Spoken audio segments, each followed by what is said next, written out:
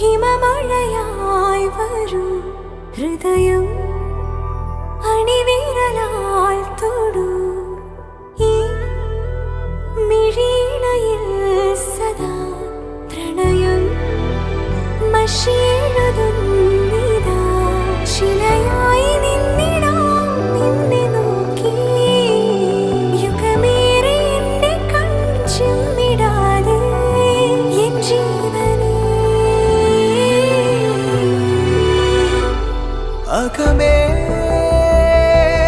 വാനവില്ലിനേഴു വർണ്ണമായി ദിനമേ